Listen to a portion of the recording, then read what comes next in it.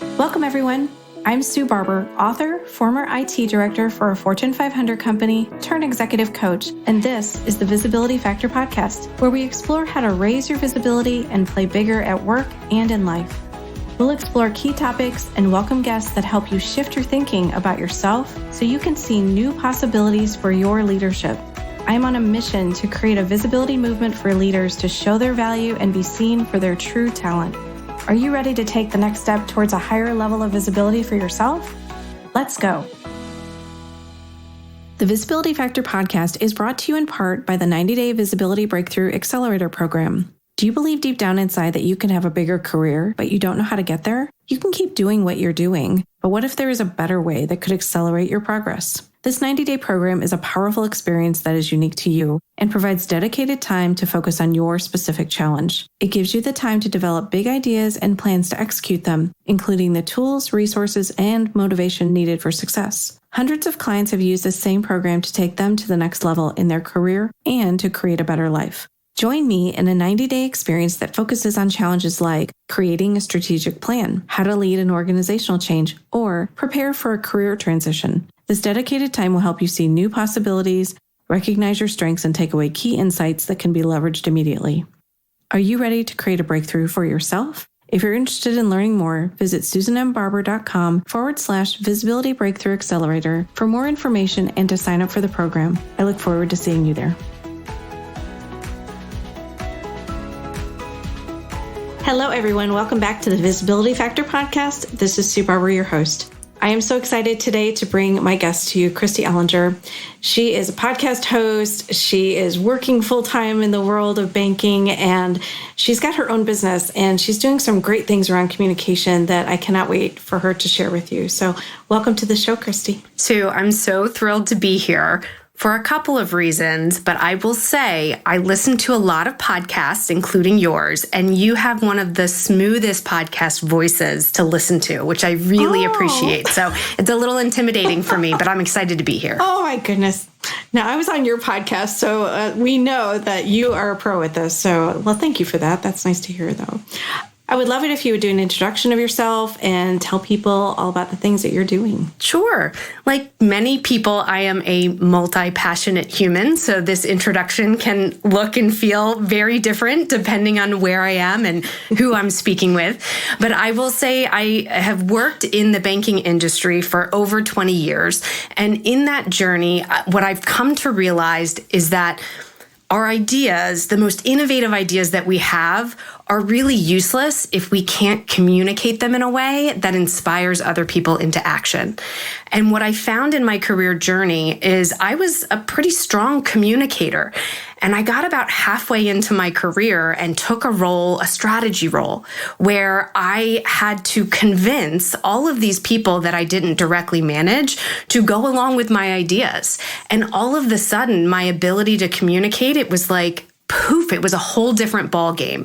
So figuring out how to create the narrative of your idea and how to change the story, not the foundation of the story, but the way you tell the story, depending on who's in front of you, was a really advanced communication skill set that nobody taught me directly. I had to learn it by doing, and it was really painful. And so as I grew in my career, what I realized is that there's a real gap in terms of workplace communication training. There's a lot of sort of off-the-shelf things that your HR organization may be providing to you, but that stuff's not really it's not tailored to what you actually need or what you're actually going through.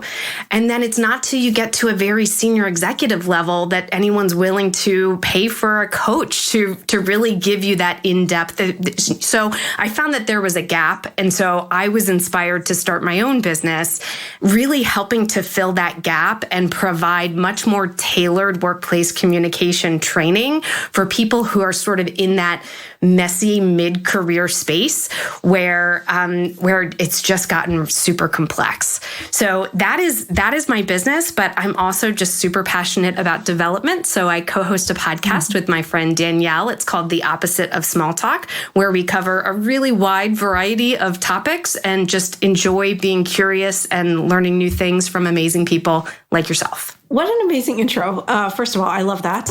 And so full transparency, Kristy and I are in a mastermind group together. And so we get to see each other every other week and sometimes every week when we do some co-working sessions together.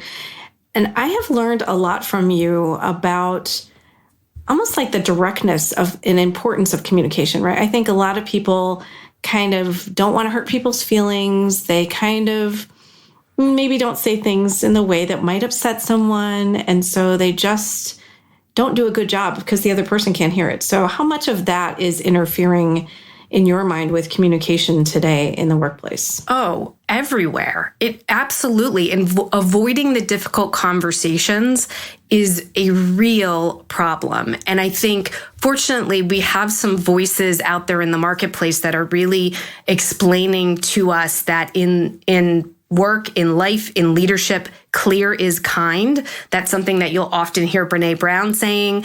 It's something that Kim Scott has advocated for in her book, Radical Candor. And it is the truth. And the reality is, the more that you communicate that way, the easier it gets.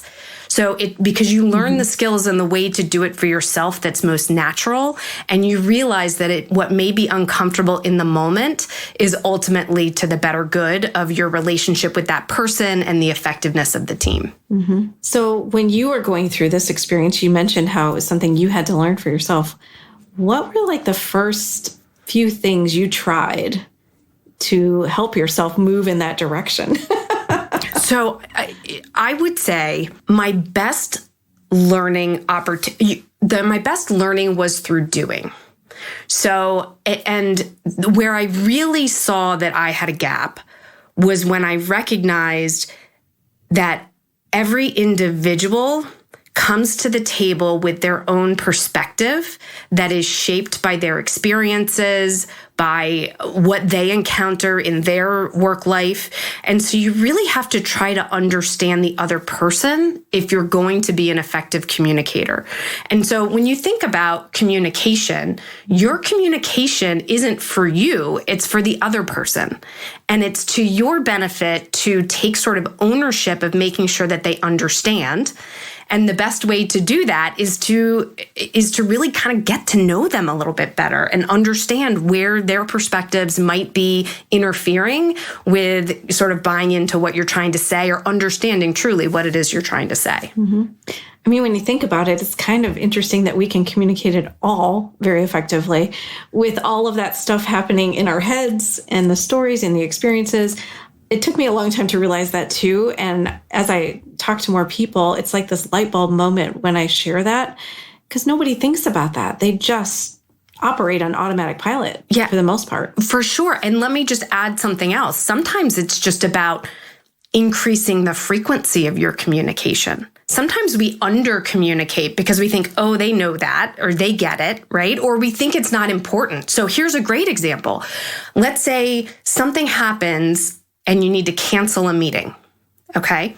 You send that cancellation, but you don't think to give the person any context. You're just canceling it because there was something else that happened and you had to make a move.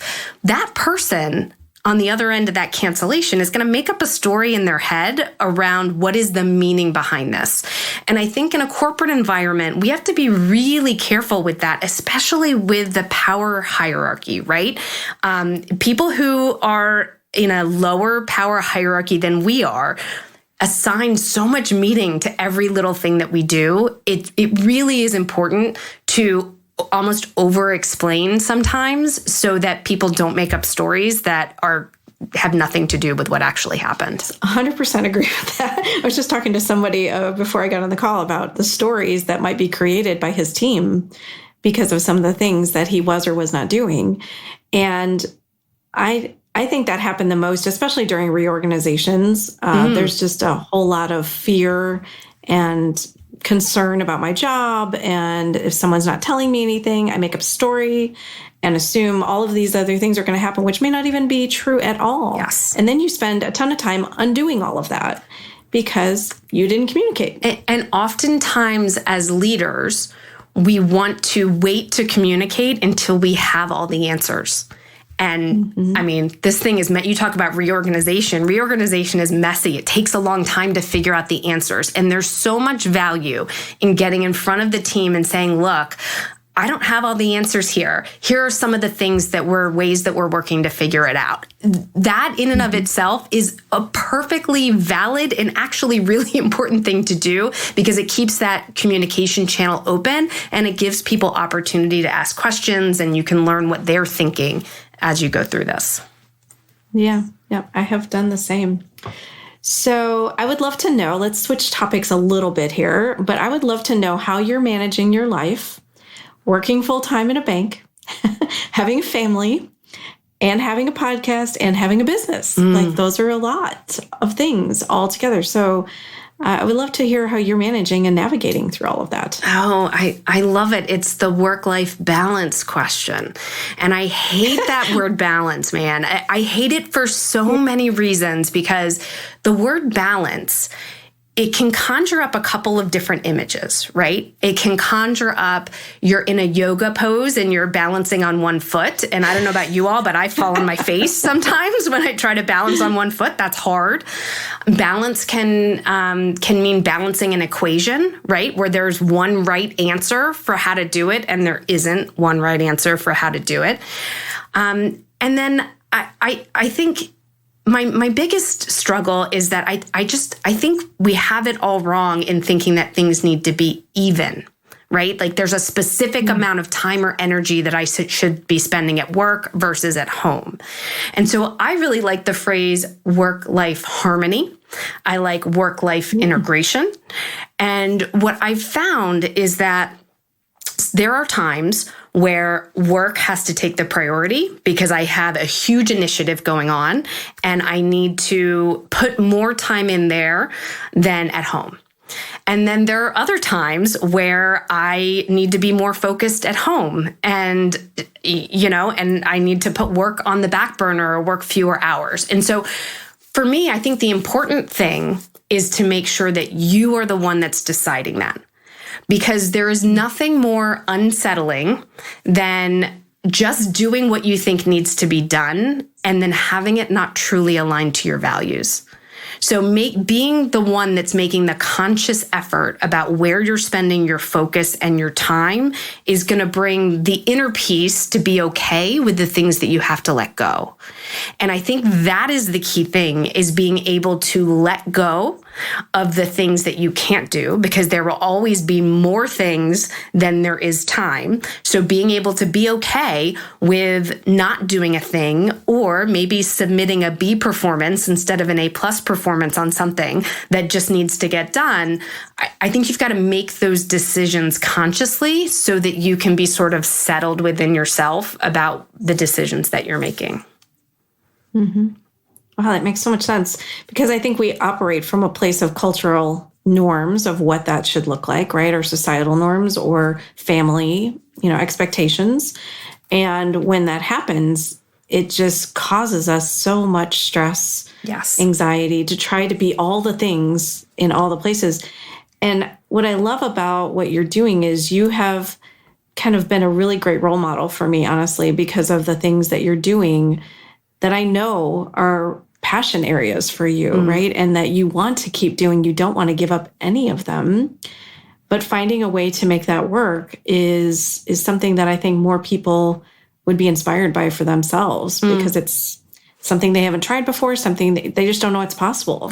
Yeah. So I think you're demonstrating that it's possible. Well, and let me share too a couple of things. One, I would say I am so passionate about the business that I'm building and about the podcast that I'm doing that when I spend time working on that, it gives me energy. It doesn't drain my energy. So people do often ask, like, how do you find the time? And I do spend a decent amount of time doing these things that are quote unquote work. But to me, they bring me joy, right? So they're the equivalent of what some people might feel after going for a hike or doing some other leisure activity that they really enjoy. Like, I get a lot of energy from this right here. So I would say that. So it doesn't have to look the way, my life looks. You have to find what you're passionate about and what you're interested in and follow that. And then the other thing I want to share is just a story, because I think it really highlights an idea that's important when you're thinking about those norms and how you feel when you can't show up the way you think you're expected to show up. So I had a scenario where my daughter they were doing like a poetry reading for school where all of the kids in her class were reading a poem that they had written, and all of the parents were invited. And this was during COVID. And so it was all virtual, right? So everybody was participating virtually in Zoom. And I had a meeting and I couldn't make it. It was a conflict. And I found out later that she was the only person in her class that didn't have a parent on the call. And that broke my heart. Now, in the very same day, I had taken the afternoon off. And this was right after the death of George Floyd. And my town was having a protest march. And I took a half day, and she and I went and walked in this protest march. And I am 100% confident that she will remember that experience and that day for the rest of her life. And I don't believe that she's going to think twice about the fact that I wasn't there for the poetry reading. So I think we really, as humans, have to kind of zoom out and look at the big picture before judging ourselves so harshly about some of these little things. Like, are they really the things that matter the most, or are we assigning more meaning to them than they actually have? So I would just offer that to folks who are feeling that parent guilt when they can't make it to the thing. I'm sure you're doing an excellent job, and you've been there when it has mattered to your child. 100%. Yeah, I think it's also the parent guilt is a real big thing, especially mom guilt. I think mom guilt is big, and I love that you did the other march too, because I think it's important for her to see, like, she can have a voice, right? She can do something different. We talk about visibility obviously a lot on this podcast, and there are different ways to be visible, and it's not always that you have to speak up, but you can show your voice and your opinions in different ways, and that's one way to do it. So you're setting a great example for her of doing different things in different ways. I hope so. Love that. So if we go back into the work world for a few minutes, there are obviously things that individuals aren't doing maybe strongly enough in communicating. What about from a team perspective, where you have the team dynamics that sometimes can interfere and the politics of organizations that can interfere? Tell me, like, some of the things that you've seen and what you've helped people recognize and how to change. Well, so I'll tell you something that's close to my heart is working in an organization where you work from a remote office or from home while your team may be in person in a quote unquote headquarters. I think something interesting has happened through this pandemic period. We went from a lot of in-person meetings, right, to a period of time where kind of the world of meetings was democratized by everyone having to be remote, right? Yeah. And now we're in this new world where employers are realizing that people want to work from home and they want to offer some flexibility to be able to be at home or in office. So maybe they're offering like a hybrid type of schedule and that kind of thing. And I find that the implementation of a meeting that is hybrid, where you have a group of people that's maybe together in a room and you have other people who are participating remotely, is not what it should be from where we need to be in terms of making sure that our remote colleagues are engaged and involved and visible. And so I think the onus for that is sort of on both sides. But as a team, I think it's important to find out like what are the norms that you're going to follow to make sure that everyone has the same opportunity to be seen and heard in the meeting. And it could be as simple as saying, we're going to use the raise hand feature that's built into our software to know when someone remote would like to ask a question. Because it is really difficult when you're not in the room to be able to interject, because you can't use those micro facial expressions that people are going to pick up on. Even if you're on video, people can't pick up on that easily. So what are sort of the team norms that you're going to use to make sure that everybody has the opportunity to speak? That would be maybe an example. I love that. Yeah. And I think leveraging the technology to your advantage, right? Because I have definitely dealt with people. I think when the pandemic first hit, that was one of the first things I heard so much about was, how am I going to be visible? My visibility is walking down to someone's office or walking down the hall or going to someone's desk. And now I can't do that.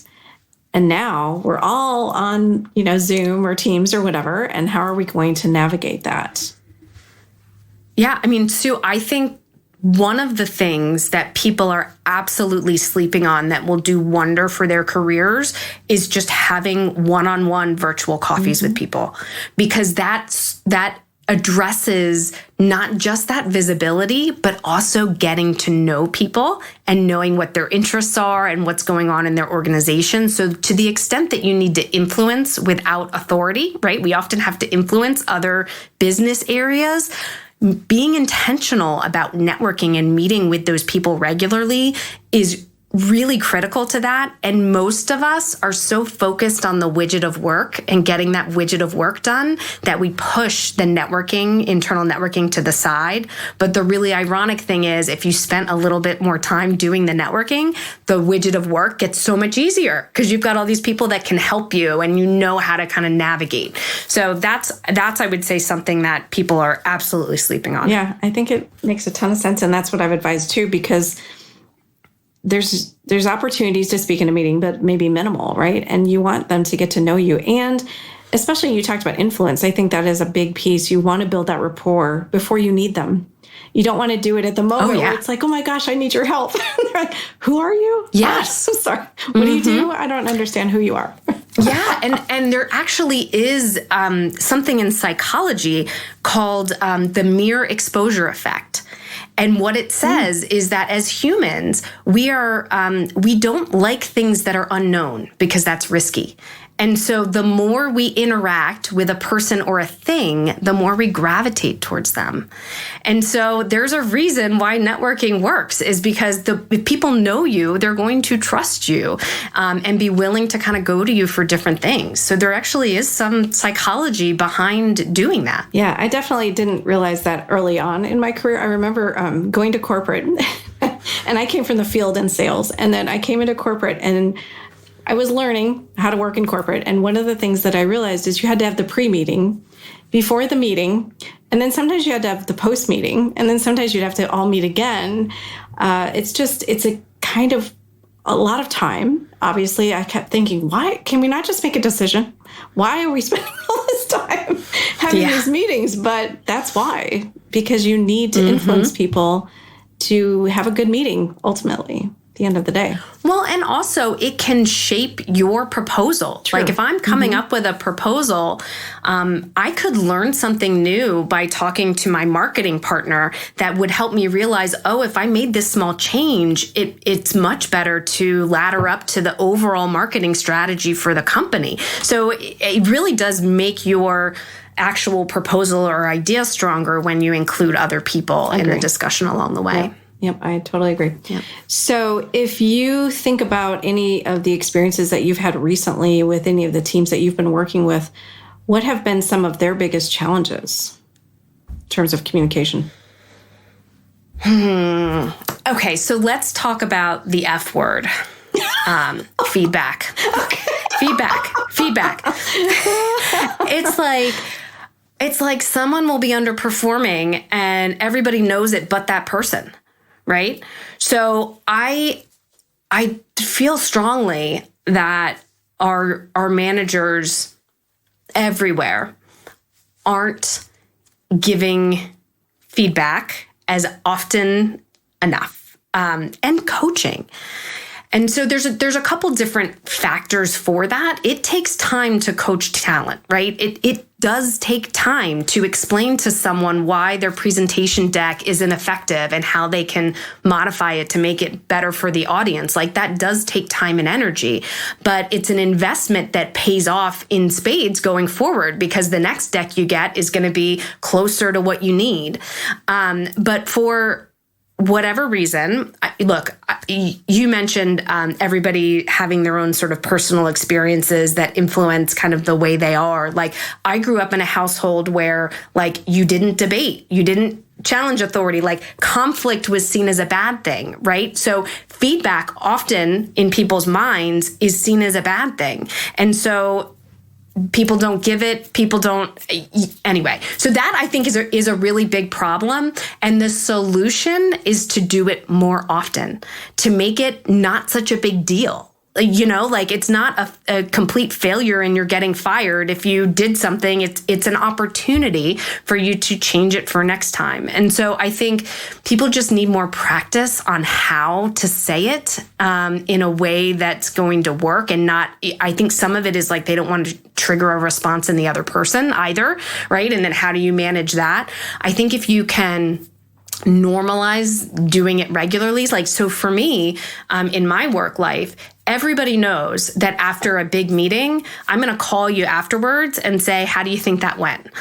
And that's going to be the opportunity for both of us, not just to make sure that we all heard the same things about what we decided and what's next, but also to say, what could we have done better? Like, was there anything we didn't anticipate, et cetera? And because I do that so regularly, people know to expect it. They're not uncomfortable by it. They're not, they're not nervous about what I'm going to say. They know it's all on this road of continuous improvement. So I think that's the most pervasive thing that I see, is maybe a lack of feedback. And some of it comes down to, have we not really trained people on the how to give feedback? It can be very, very simple. Yeah. Do you have a framework that you use to teach people? If you would be willing to share that, that would be awesome. Absolutely. And I would love to take credit for it, but it's not mine. It comes from the Center for Creative Leadership, and it's called SBI, which stands for Situation, Behavior, Impact. So the idea here is to make sure that you're taking out any emotion and personalization from what you're describing, but you would first name the specific situation that something happened in. So, Sue, in the staff meeting last week, so you're naming a very specific instance. And then the B stands for behavior. You turned off your camera when I went to give my update on the call. So that's the behavior. And then I would say the impact. That made me feel like you weren't paying attention to what I had to say. Was that your intention?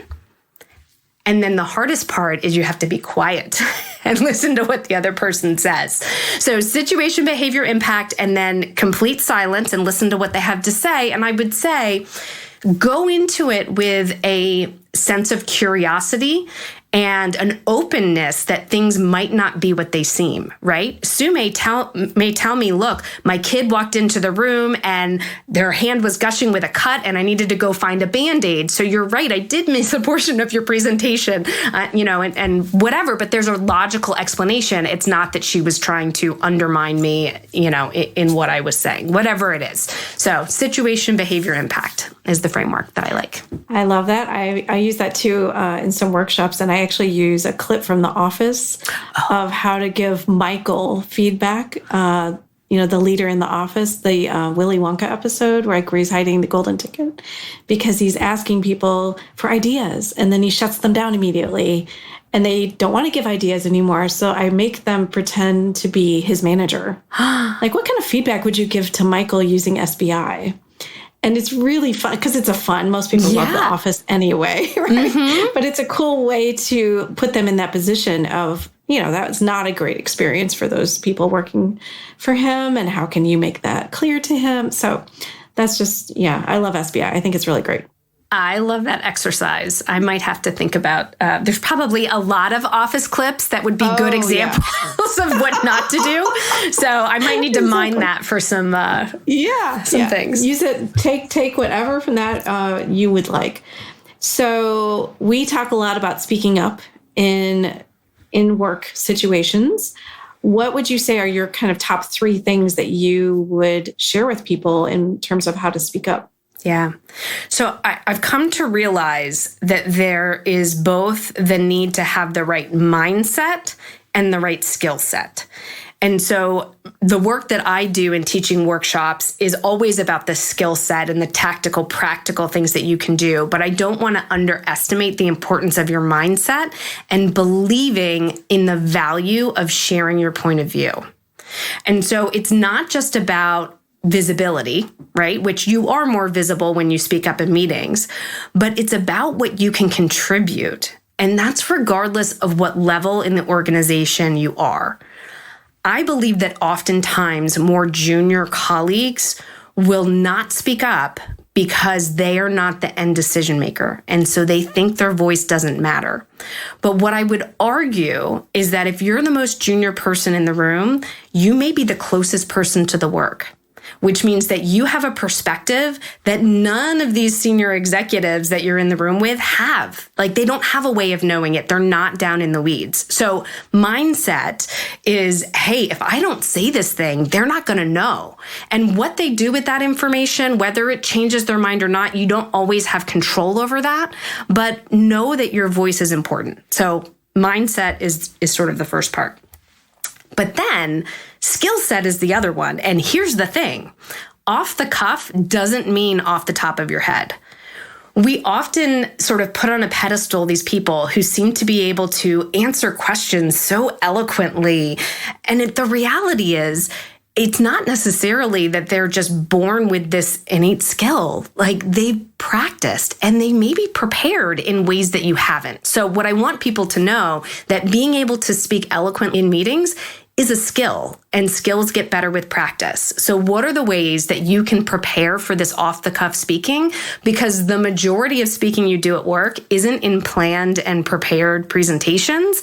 It's in meetings, it's in the hallway, it's in the elevator, it's wherever. So there are some ways to practice. I'm just going to give you one. I've got several, but I know this is not a 5-hour podcast. So I'm just going to give you one that I think is the most simple and easiest, which is simply, before you go into the meeting, review the meeting planner. Look at what the objective is. Look at who's going to be in the meeting, and just think about what questions might they have, what gaps might they have in their knowledge? What do you know about the topic? Maybe it'll prompt you to pull up a report so that you have it at your fingertips in case a question comes up, or so that you can make sure people are aware of some sort of piece of data. So review it in advance, and even think about practicing how you would respond if a specific question got asked. Right? Think about the words you would say and even practice it out loud. That can be really helpful to you, because then it's top of mind in the moment. So you may not be able to do that for every meeting, right? So maybe it's just sort of the bigger ones, because we're often back to back and running from meeting to meeting. But what I would encourage you is, those meetings that are kind of more critical, and before they happen, be sure that you're really setting your intentions and understanding where you can contribute so that you're ready to do it in the moment. Love that. I think that's so important, because I do think there's the two pieces, right, that people don't always consider. And I've talked to many people who are like, oh my gosh, you're so good at just coming up with stuff and saying it. Like, well, this has been years and years of practice. Like, I don't expect you, nor does anyone else expect you to have that down pat yet, right? But it is practice. And I love the idea of planning ahead, because that is kind of a secret weapon, right? To have that ready to go so that you look like you're just coming up with it, but you've already spent time thinking about it. And that makes such a difference. Any advice you would have for like leaders of teams in how they should start to think about communicating in a more direct way, more effectively, so that their teams can really operate in a stronger way? So I think when you work in a team, it's important to really be thoughtful about your people practices in terms of what cadences make sense, what are the purposes of those meetings, and take the time to do that, not just when the team is forming or when you're first joining the team, but on a regular basis. So look through, okay, we do an all hands call. Like, what is the purpose? Like, what is that about? Okay, that's about making sure we're communicating the vision and we're recognizing people and those that's the purpose of that meeting. And then do I have a place where we debate things? And what does that look like? So really kind of being intentional about what those routines are, and making sure that people know what those routines are about so that they can participate in the way that's intended. Yeah, it's about setting kind of the guidelines or how we're going to work together or how we're going to communicate and where those conversations are most appropriate to happen. Because sometimes people will say stuff in a meeting that makes no sense for that, venue or audience. Mm-hmm. And then you have some challenges, right? It makes it a little awkward. So I love all that. Anything else that you share with people all the time from a communication standpoint that would be good for the audience to hear? Soft skills are the hardest thing we do at work. So, people call them soft skills, and I've learned to embrace that phrase. But the reality is soft skills are the hardest thing we do at work, but they are skills, and skills get better with practice. I think it's tempting to assume that those people that do it well are just naturals, but there's no such thing. And so if you want to get better, the easiest way to do that is to pay attention to everything around you, what's working, what's not working, and create your own mini experiments to improve yourself. Like, you're not going to go to some workshop and all of a sudden be an expert at communication and soft skills and leadership and conflict and all of these things. It's going to happen on the job, and it's going to happen by trying new things, paying attention to what happens, adjusting, and doing it again and again. So you can really accelerate your growth. The great news is you can do this at any time with the meetings that are already on your calendar this week, right? You can practice that tip about preparing for your meeting the very next meeting that you have after listening to this podcast. And so it's great. It does require your active energy and participation to do it, though. Yes. That may be the challenging part for people to think about. It feels overwhelming. So I love that we're sharing some practical, easy things for people to try right now. And you're right. I think you're coming out in a few weeks. So when this podcast comes out, people can start to leverage those ideas that you shared today, the SBI, on feedback and planning for a meeting in advance. I think it's so much more simple than people make it sometimes. Yeah, well, and let me share. So I am a TikTok creator, and I'm also on Instagram Reels. I'm at ko.communication. And if you want an idea of a simple strategy to try this week, you can just go down the rabbit hole of all of these mini ideas of little micro improvements you can make, and just pick a couple to try. Yes, she's amazing. So definitely follow her. I follow her, and I've learned a lot myself just by watching what she does, and you get to see her in action. So I love that.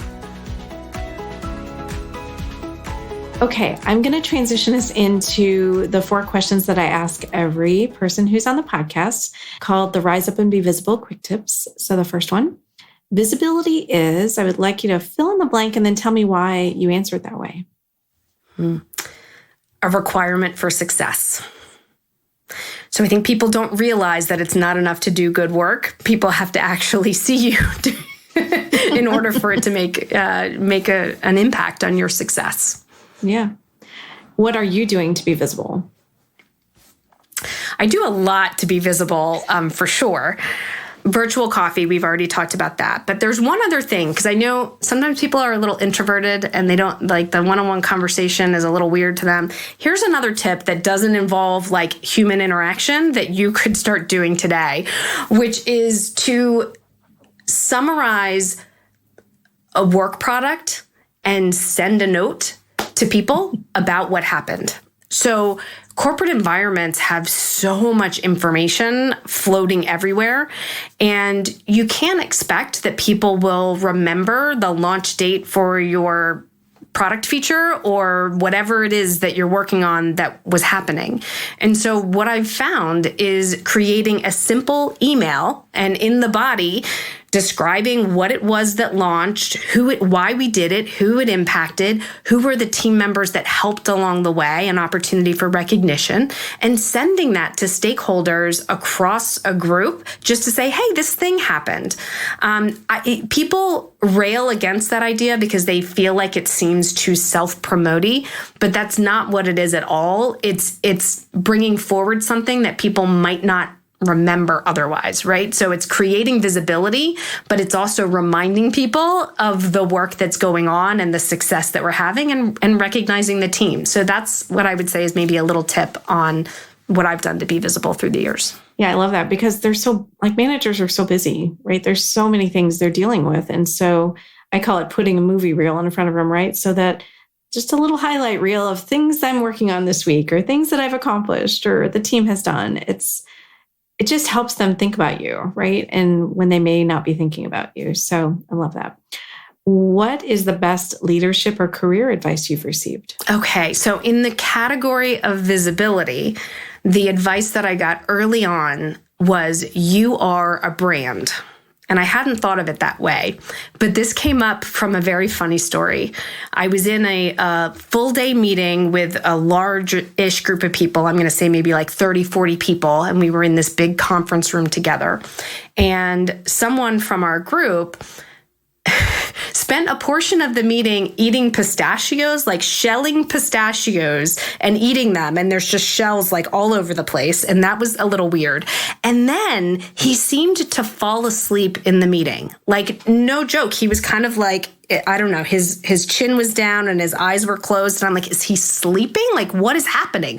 And it's a huge meeting and he didn't have a speaking part. And it was kind of something where people were presenting. So he wasn't like in the spotlight, quote unquote. But after that meeting, my boss at the time said, look, you are a brand. Even when you're not on the agenda, people can notice how you're showing up and they'll make decisions about you. So think of yourself like Coca-Cola. Every time someone encounters you, you're going to either leave them with a favorable or an unfavorable impression. So what are you going to do to show up in a way that's favorable, even when you're not in the spotlight? Wow, that is a great example. Oh my gosh. Can you imagine? Yeah, I've had people react in a not so positive way in meetings where they're yelling or upset. And, that's creating an impression too. And like, it's just I call it like every interaction you have is an opportunity for visibility, positive or negative, right? So thinking about that. Like, people notice when you sit up front in the big meeting auditorium, right? People notice when you're willing to turn on your camera in the big meeting. And not everybody loves doing that because you can feel like you're in a fishbowl if you're just sitting there in the meeting. But people notice that because the system prioritizes those people and you show up at the top of the list. So it's all just things to think about. Mm-hmm. Love it. Okay. And last question, what is a book that you would recommend that you have read lately that you loved? Okay. I usually point people to How to Win Friends and Influence People, but that's not a book that I've read recently. But if you haven't read How to Win Friends and Influence People by Dale Carnegie, it's 85 years old. The stories are all old-timey and weird, but the foundational outline of how to win friends and influence people is gold and as accurate as it was the year it was produced. So I always recommend that one. But more recently, I read a book called The 5 Dysfunctions of a Team. And I'd like to recommend it because it's told through a story. So it's a fictitious story about a team. And that made it a super easy read. Like, you could read it in a day or two. And it really describes some of the most common ways that teams break down. And, no surprise, communication is a big one that's in there. But I really liked that book. And I think it's one that probably is mostly read by like HR practitioners and development consultants and things like that. But I actually think would be really valuable for anyone who is leading or working in a team. Yeah, I love that book too. And especially when you're coming into a new team, right? Where you've got a lot of strong personalities, a lot of history of things that have happened, and trying to understand kind of how you want to take over the team and in the best way help them move forward and work together probably more effectively for sure, but also in ways that help empower them in a bigger way as well. Well, I wish we could talk for, 4 more hours, Kristy. I really do. And luckily I get to talk to you more often, but I love everything that you're doing. And for sure, I hope everyone will follow you on your channels on social media, because you do offer a ton of value and you're helping people start to see the importance of communication in a better way and not to see it as something that's hard, something that's scary. You can do it in easy ways and really help you stand out in a bigger way. So thank you for being here. Thanks for having me, Sue. It was so fun. All right, everybody. Thanks so much for joining today on the Visibility Factor podcast, and we'll catch you on the next one. Thanks so much for listening to the Visibility Factor podcast. Remember that visibility starts with small steps that are intentional and consistent each day. Be bold, be visible, be the leader you were meant to be. Find us and subscribe on Apple Podcasts, Spotify, and wherever else you listen to podcasts. Follow us on all of our social media platforms, which are highlighted in the show notes. Thank you for listening, and we'll see you next time on the Visibility Factor podcast.